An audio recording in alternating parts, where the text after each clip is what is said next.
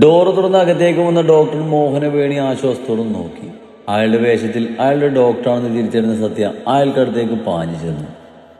Doctor, ദേ നോക്കി, പാറു വല്ലാതെ കരയുന്നു. അവൾക്ക് ഒത്തിരി വേദനിക്കുന്നുണ്ട്. എന്തെങ്കിലും ഒന്ന് ചെയ്യ്. അവളെ നോക്കൂ. ഞാൻ എന്ത് വേണമെങ്കിലും തരാം. പ്ലീസ് ഒന്ന് പരിശോധിക്കൂ. സമയം കളയല്ലേ. വേണി ഞെട്ടിക്കൊണ്ട് സത്യയെ നോക്കി. സത്യദേവ് അപേക്ഷിക്കുന്നു, യാചിക്കുന്നു, അതും മറ്റൊരാൾക്ക് മുമ്പിൽ. എല്ലാവർക്കും മുമ്പിലും ആജ്ഞാപിച്ച് മാത്രം ശീലമുള്ളവന്റെ ആ ഭാവം വേണിയുടെ കണ്ണ് തന്നെ നിറയിച്ച് കളഞ്ഞു. ഏയ് റിലാക്സ്, താൻ ടെൻഷനാകതെ, ഞാനൊന്ന് നോക്കട്ടെ. അവന്റെ ആ സമയത്ത് ദയനീയാവസ്ഥ കണ്ട് ഡോക്ടർ അവൻ ആശ്വസിപ്പിച്ചുകൊണ്ട് ശിവക്കടുത്തേക്ക് ചേർന്നു. ഒരു ഇഞ്ചക്ഷൻ എടുത്ത് അയാൾ അവർക്ക് കുത്തിവെച്ചു. ശിവാനി, ഇപ്പൊ എങ്ങനെയുണ്ട്? വേദന കുറഞ്ഞോ? അല്പം കഴിഞ്ഞതും അവളുടെ പെടച്ചിൽ നിന്നു. കണ്ണുകൾ ആശ്വാസത്തോടെ തുറന്നു. ഡോക്ടർ അങ്ങനെ ചോദിച്ചതും ശിവാനി തന്റെ മിഴികൾ ചിമ്മി. ഗുഡ്, പേടിക്കണ്ട. പഴയ വേദനകൾ വെച്ച് നോക്കുമ്പോൾ ഇപ്പോൾ ഒരുപാട് മാറ്റം വന്നില്ലേ? ബാക്കി കൂടി നമുക്ക് പതിയെ മാറ്റിയെടുക്കാം. ഡോക്ടർ അവളോട് അങ്ങനെ പറഞ്ഞതും സത്യയുടെ ഹൃദയത്തിലാണ് ആ വാക്കുകൾ കൂരമ്പ് പോലെ പതിഞ്ഞത്. അപ്പോൾ ഇതിലും വലിയ വേദനയായിരുന്നു അവൾക്ക് ഇതിനു മുമ്പ്. അതോർക്കെ ശത്രു ആരായാലും അവനെ പച്ചക്ക് കടിച്ചു കുടിയാൻ തോന്നിയവന്. ശിവാനി പതിയെ ചുണ്ടൊന്ന് കോടിച്ചുകൊണ്ട് ഡോക്ടറെ നോക്കി പുഞ്ചിരിക്കാൻ ശ്രമിച്ചു. ആഹാ, മെടുക്കിയായല്ലോ. ആകെ ഒരു മാറ്റം വന്നിട്ടുണ്ട്. ഇനിയൊക്കെ വേഗം ശരിയാകൂട്ടോ. മോഹൻ വാത്സല്യത്തോടെ അവളുടെ തലയിലൊന്ന് തലോടി. ആ സമയം വേണി പേടിയോടെ സത്യയെ നോക്കി. ശിവാനിയോട് ആരും അടുത്തിടപഴകുന്നത് അവന് ഇഷ്ടമല്ലല്ലോ. എന്നാൽ ഇത്തവണ അവൾ അവന്റെ നിൽപ്പ് കണ്ട് കണ്ണു മിഴിച്ചു പോയി. അതവനൊരു പ്രശ്നമേ അല്ലെന്ന പോലെയാണ് നിൽപ്പ്. സത്യദേവ്, എന്റെ കൂടെ വരും, നമുക്കൊന്ന് സംസാരിക്കാം. അല്പം ഗൗരവത്തോടെ ഡോക്ടർ പറഞ്ഞതും അവൻ സമ്മതഭാവത്തിലൊന്ന് മൂടി. ഡോക്ടർ പറയുന്ന ഓരോ കാര്യങ്ങളും അത്രയും ശ്രദ്ധയോടെ കേട്ടു അവൻ. സത്യ ഇപ്പോൾ മോഹൻ ഡോക്ടറുടെ ക്യാബിനിലാണ്. ആ കുട്ടിയെ ക്രൂരമായിട്ടാണ് ദ്രോഹിച്ചിരിക്കുന്നത്. കാലും കൈയും കട്ടിയുള്ള ഇരുമ്പാകാനാണ് സാധ്യത. അതുകൊണ്ട് തല്ലി ഓടിച്ചിട്ടുണ്ട്. കഴുത്തിൽ ബെൽറ്റ് പോലെ എന്തോ ഇട്ട് മുറുക്കിയിട്ടുണ്ടായിരുന്നു. അടിവയറിൽ ഒന്നിലേറെ ചവിട്ട് കിട്ടിയിട്ടുണ്ട്. കുഞ്ഞ് അബോർഷനായ സമയം തന്നെ ചെവിക്ക് ദോഷം വരുന്ന വിധത്തിൽ കാരണത്തിൽ കട്ടിയുള്ള തടി കൊണ്ടോ മറ്റോ തല്ലി കിട്ടിയിട്ടുണ്ട്. തലയിൽ ഇരുമ്പ് പോലെ എന്തോ 2 പ്രഹരം ഏറ്റിട്ടുണ്ട്. വയറിൽ തന്നെ കത്തിക്കൊണ്ട് ആഴത്തിൽ 3 മുറിവും. അതുകൂടാതെ ദേഹം മൊത്തം വരഞ്ഞിട്ടുണ്ടായിരുന്നു. മരിച്ചെന്ന് തെറ്റിദ്ധരിച്ചാവും അവരെ കൂട്ടി വേസ്റ്റ് കൂണിയിൽ ഉപേക്ഷിച്ചത്. അതിൽ കൂടുതലൊന്നും കേൾക്കാൻ വയ്യാതെ സത്യവേഗം അവിടെ നിന്ന് ഇറങ്ങി. അവന്റെ മിഴികൾ നിറഞ്ഞൊഴുകി, കണ്ണുകൾ പകിയാൽ എരിഞ്ഞു ജ്വലിച്ചു. സത്യ പോയതും കിച്ചു ഡോക്ടറിന്റെ അടുത്തേക്ക് വന്നു. എല്ലാം പറഞ്ഞു? നിർവികാരമായി കിച്ചു ചോദിച്ചു. പറഞ്ഞു, പക്ഷേ എല്ലാം പറയാൻ പറ്റിയില്ല. കിച്ചു മോഹൻ അരിവോടെ നോക്കിക്കൊണ്ട് പറഞ്ഞു. സാരല്ല, ബാക്കിയൊക്കെ അവനെ ഞാൻ പതിയെ പറഞ്ഞ് മനസ്സിലാക്കിക്കൊള്ളാം. കിച്ചു നിറഞ്ഞ തന്റെ മിഴികൾ തുടച്ചുകൊണ്ട് പറഞ്ഞതും മോഹൻ അവനോട് സഹതാപം തോന്നി. സത്യ തിരികെ വന്നതുകൊണ്ട് തന്നെ കിച്ചുവിന്റെ ജോലിഭാരം കുറെ ഒതുങ്ങി. അവനല്പം ഉഷാറോടെയാണ് വീട്ടിലേക്ക് പുറപ്പെട്ടത്.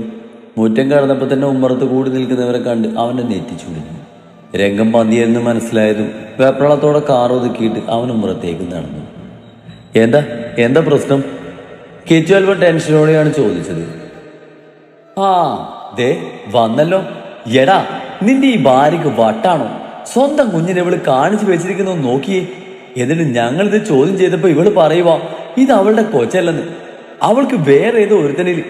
ബാക്കി ഞാൻ പറയുന്നില്ല. അമർഷത്തോടെ സേതു പറഞ്ഞു നിർത്തിയതും കിച്ചുവിന് കാര്യങ്ങൾ ഏതാണ്ട് മനസ്സിലായി. 5 സത്യങ്ങളൊക്കെ ഇവരെ അറിയിച്ചിരിക്കുന്നു. മറ്റുള്ളവരുടെയൊക്കെ മുഖത്ത് വേദനയും നിർവികാരതയൊക്കെ അവനത് മനസ്സിലാക്കി കൊടുത്തു. തെറ്റ് ചെയ്തവളെ പോലെ തലയും കുമ്പിട്ടൊരു മൂലക്ക് നിൽക്കുന്നവളെ അവനൊന്ന് നോക്കി. കുഞ്ഞിപ്പെണ്ണ് അവ്യക്തമായ ശബ്ദത്തിൽ വിങ്ങിക്കരയുന്നു. അപ്പോഴാണ് അവൻ ആ കുഞ്ഞിനെ ശ്രദ്ധിച്ചത്. അവളുടെ കുഞ്ഞിക്കവളിൽ 5 വിരൽപ്പാട് പതിഞ്ഞു കിടപ്പുണ്ട്. അത് കണ്ടപ്പോൾ അവന് തന്നെ സങ്കടം തോന്നിപ്പോയി. വലിയ കുസൃതിയൊന്നും ഇല്ലാത്ത ഒതുങ്ങിയ പ്രകൃതാണ് കുഞ്ഞിന്. കുഞ്ഞി, ഇതെന്താടാ പൊന്നെ?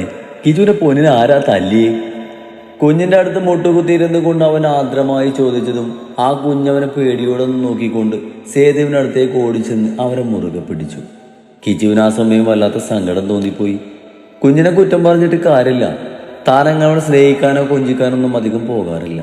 കാരണം അത് അഞ്ജുവിന് ഇഷ്ടമല്ല. പക്ഷേ കുഞ്ഞിന്റെ അകൽച്ച അവനല്പം സങ്കടം തോന്നിച്ചു. കിച്ചു കുറച്ച് കുരുമുളക് മുറ്റത്ത് ഉണക്കാൻ ഇട്ടിരുന്നു. അപ്പുറത്തെ വീട്ടിൽ അപ്പം ഇങ്ങോട്ട് വന്ന് അതൊക്കെ തട്ടി മണ്ണിട്ടു. നീലൂട്ടി അതൊക്കെ പെറുക്കി തിരിച്ച് മുറത്തിലിടുവായിരുന്നു. അഞ്ചിത് കണ്ടിട്ട് അവളത് മറിച്ചിട്ടെന്ന് കരുതി ഇതിനെ തല്ലി.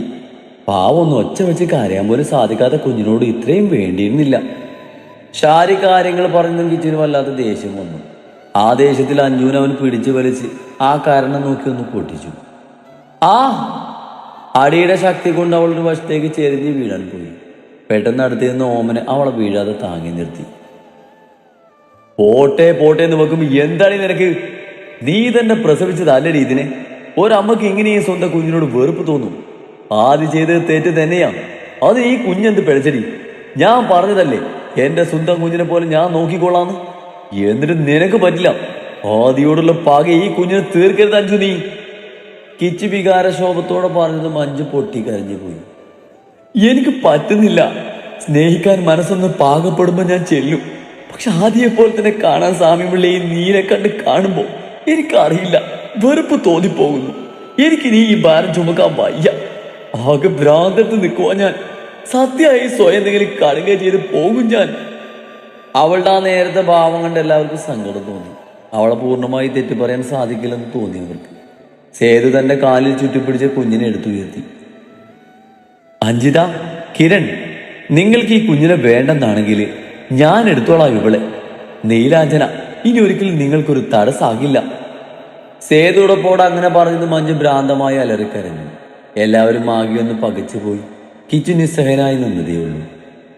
എന്റെ കൺമുമ്പിൽ ഇതിനെ കാണുമ്പോൾ എനിക്ക് ഭ്രാന്ത് പിടിക്കും. അതുകൊണ്ട് ദൂരെ എവിടേക്കെങ്കിലും കൊണ്ടുപോയതിനെ ഇവിടെ ഉള്ളവരാരും ഇതിനെ ഏറ്റെടുക്കണ്ട. എന്റെ കൺമുമ്പിൽ തന്നെ വളർത്താൻ ഞാൻ സമ്മതിക്കില്ല. വെറിയോട് അവൾ അങ്ങനെ പറഞ്ഞു. കിച്ചുവിനാകെ ദേഷ്യം തോന്നി. അവനിതെല്ലാം കണ്ട് പേടിച്ച് സേതുവിനെ നെഞ്ചിൽ പതുങ്ങി കിടക്കുന്ന കുഞ്ഞിനെ പിടിച്ചു വാങ്ങി. കുഞ്ഞവനെ പേടിയോടെ നോക്കി. അവൻ പെട്ടെന്ന് ആ കുഞ്ഞിനെ കൊണ്ട് മുറ്റത്തേക്ക് ഇറങ്ങി. ഇനി അഞ്ജിതയ്ക്ക് ശല്യമായി നീലാഞ്ജന ഈ വീട്ടിൽ ഉണ്ടാകില്ല. അത്രയും പറഞ്ഞുകൊണ്ട് അവൻ ആ കുഞ്ഞുമായി പാടിയിറങ്ങി. അഞ്ചു കരഞ്ഞു തളർന്ന ആ വരാന്തയിലേക്ക് ഊർന്നിരുന്നു പോയി. ഷാരി അവളെ ചേർത്ത് പിടിച്ചതും ആ നെഞ്ചിലേക്ക് അവൾ തന്റെ മുഖം പൊഴുത്തി. 6 വർഷങ്ങൾക്ക് ശേഷം സ്വർഗം. പേര് പോലെ സ്വർഗം തന്നെയാണ് അവിടം. മോളെ ഓടല്ലേ. ശിവാനിയുടെ ശബ്ദം ആ മാൻഷനിൽ ഉയർന്നു. കാലിലെ പാദസരം കുലുക്കിക്കൊണ്ട് വേണിക്ക് പിറകെ ഓടുവാണ് ആ കാന്താരി. ഇവളാണ് ശിവാനിയുടെയും സത്യദേവിന്റെയും ഒരേ ഒരു മകൾ, നീലാഞ്ജന സത്യദേവ് എന്ന നീലൂട്ടി. കരിക്കട്ടിയായി കണ്ട് പെറ്റമ്മ ഉപേക്ഷിച്ച മാണിക്യത്തെ അവർ നെഞ്ചോട് ചേർത്തു. നീലുവിൻ്റെ ഇപ്പോൾ 9 വയസ്സാണ് പ്രായം. ഓട്ടം നിർത്തിക്കൊണ്ട് അവൾ തൻ്റെ അമ്മയെ കുറുമ്പോടും നോക്കി. നീല നിറത്തിലുള്ള ചുരിദാർ ധരിച്ചുകൊണ്ട് സെൽഫ് വീൽ ചെയറിലിരിക്കുന്ന ശിവാനി അവൾ വേഗം അനുസരിക്കും. കാരണം അവളുടെ പാപ്പക്ക് ഒട്ടും ഇഷ്ടമില്ലാത്ത കാര്യമാണ് അമ്മയെ ഇറിറ്റേറ്റ് ചെയ്യുന്നത്. ശിവാനി എന്നാൽ നീലുവിന് ജീവനാണ്. എങ്കിലും അവളോട് ഒരുപാട് സ്നേഹപ്രകടനങ്ങൾക്കോ അനുസരണക്കേടിനോ ഒന്നും അവൾ നിൽക്കാറില്ല. ശിവാനി വിശ്വസിച്ചിരിക്കുന്നത് നീലുവിന്റെ പ്രകൃതം അങ്ങനെയാണെന്നാണ്. എന്നാൽ അതിന് പിന്നിൽ സത്യമാണെന്ന് അവൾക്ക് മനസ്സിലായതേയില്ല. എന്റെ നീലു, ഇങ്ങനെ ഓടി അമ്മയുടെ മോള് വീഴില്ലേ? വേണയാണ്ടി ഒത്തിരി ബുദ്ധിമുട്ടിക്കരുത്. അറിയാലോ, ആന്റിയുടെ വയറ്റിൽ ഭാവമുള്ളതാ. സ്നേഹത്തോടെ ശിവാനി അവളെ ശാസിച്ചു. നീല ഇളം പുഞ്ചിരിയോടെ ബഹുമാനപൂർവ്വം അവൾക്ക് മുമ്പിൽ വന്നു നിന്നു. നീല വളരെ പക്വതയോടെയാണ് ശിവാനിയോട് പെരുമാറുന്നതെന്ന് ശിവക്ക് പലപ്പോഴും തോന്നിയിട്ടുണ്ട്. സംസാരിക്കാൻ കഴിവില്ലെങ്കിലും അവൾ വളരെ മിടുക്കിയാണ്. ഡാൻസും കളരിയും ചിത്രം വരെയൊക്കെ അവളുടെ കഴിവുകളിൽ പെട്ടതാണ്. മകൾ എന്താഗ്രഹിച്ചാലും അതിനൊത്ത് തുള്ളാനൊരു പപ്പയുണ്ടല്ലോ എന്ന് കുറുമ്പോട് ഓർത്തുപോയി ശിവ. കോശി ഇന്ന് മൊറ്റയാനെ പോലെ നടക്കുന്നു. സ്റ്റീഫനും വേണിയും നല്ലൊരു കുടുംബജീവിതം നയിക്കുന്നു. വേണി ഇപ്പോൾ 3 മാസം ഗർഭിണിയാണ്. ആഹാ, നീലുട്ടിയെ വഴക്ക് പറയണോ അമ്മ? അകത്തേക്ക് കയറി വന്നുകൊണ്ട് പാർവതിയാണത് ചോദിച്ചത്. അയ്യരും പാർവതിയും കൂടി ശിവയെ കാണാനായി വന്നതാണ്. സത്യയുടെ പേഴ്സണൽ സെക്രട്ടറിയാണ് പാർവതി. ഇപ്പോൾ പാർവതിയുടെ വിവാഹം കഴിഞ്ഞു. ഭർത്താവ് ഒരു പാവപ്പെട്ടവനാണ്, പേരാനന്ദൻ. ആള് സത്യയുടെ കമ്പനി തന്നെ ജോലിയാണ്. അതിനെന്റെ നീലൂട്ടി ഒരിക്കലും അങ്ങനെ കുറുമ്പൊന്നും കാണിക്കില്ല ചേച്ചിക്കുട്ടി. ശിവയും ഒരു ഇനത്തിൽ പാർവതിയോട് പറഞ്ഞു. ശിവാനിക്ക് അവൾ ചേച്ചിക്കുട്ടിയാണ്. അയ്യരെ അവൾക്ക് പ്രിയപ്പെട്ട അവളുടെ അപ്പയും. അതെനിക്ക് അറിഞ്ഞൂടെ. സത്യസാർ എന്ന് പറയാൻ അല്പം ലേറ്റാകുമെന്ന് നിന്നോട് പറയാൻ എന്നോട് പറഞ്ഞിരുന്നു. അതൊക്കെ പോട്ടെ ശിവ, നിനക്കിപ്പോ കുഴപ്പമൊന്നുമില്ലല്ലോ. പാർവതി വളരെ സ്നേഹത്തോടെ നോക്കിക്കൊണ്ട് ചോദിച്ചു. എനിക്കെന്ത് കുഴപ്പം? ചേച്ചിക്കൂട്ടി കണ്ടില്ലേ, ഞാനിപ്പോ എല്ലാം കൊണ്ട് ഓക്കെയാണ്. അവൾ അങ്ങനെ പറഞ്ഞതും പാർവതി പതിയൊന്ന് ചിരിച്ചു. ശിവയുടെ സന്തോഷം പാർവതിയും അയ്യരും നോക്കി നിന്ന് പോയി. തങ്ങളുടെ കയ്യിൽ അവളെ കിട്ടുമ്പോൾ അല്പപ്രാണന് മാത്രമേ ഉണ്ടായിരുന്നുള്ളൂ. ഇന്ന് അവൾക്ക് നല്ലൊരു ജീവിതം തന്നെ ദൈവം കൊടുത്തു. അന്നത്തെ അപകടത്തിൽ ശിവാനിയുടെ ഗർഭപാത്രം നീക്കം ചെയ്തിരുന്നു. അതുകൊണ്ട് തന്നെ അവൾക്ക് മറ്റൊരു കുഞ്ഞിന് ജന്മം നൽകാൻ സാധിക്കുമായിരുന്നില്ല. ഈ സത്യം കിച്ചുവും ജഗനും ശിവാനിയെ അറിയിക്കാതെ കൊണ്ടു നടന്നതായിരുന്നു. പക്ഷേ പുതുതായി വന്ന ഡോക്ടർ കാരണം അവളത് അറിഞ്ഞു. അന്നാകെ തളർന്നു പോയവളെ താങ്ങി നിർത്തിയത് സത്യയായിരുന്നു. ഹെഡിന്റെ ഓപ്പറേഷൻ കഴിഞ്ഞതോടെ ശിവാനി പതിയെ റിക്കവറായി വന്നു. അവൾക്ക് താങ്ങായി ബലമായി ശക്തിയായി സത്യ കൂടെ തന്നെ ഉണ്ടായിരുന്നു. അരക്ക് താഴേക്കുള്ള ചലനം ശിവക്ക് എന്നേക്കുമായി നഷ്ടപ്പെട്ടിരുന്നു. സത്യയുടെ സ്നേഹത്തിൽ അവൾക്കത് കുറവായി തോന്നിയതേയില്ല. ഇന്ന് ശിവാനി വളരെ സന്തോഷവതിയാണ്. പൊന്നുപോലൊരു മകൾ, സ്നേഹം മാത്രമുള്ള താൻ ആഗ്രഹിച്ച പോലൊരു ഭർത്താവ്. അവൾക്ക് മുമ്പിൽ മാത്രം സത്യം നല്ലവനായി. അവനിലെ മാറ്റങ്ങൾ അവൾക്ക് വേണ്ടി മാത്രമായിരുന്നു. അവൾക്ക് വേണ്ടി മാത്രം.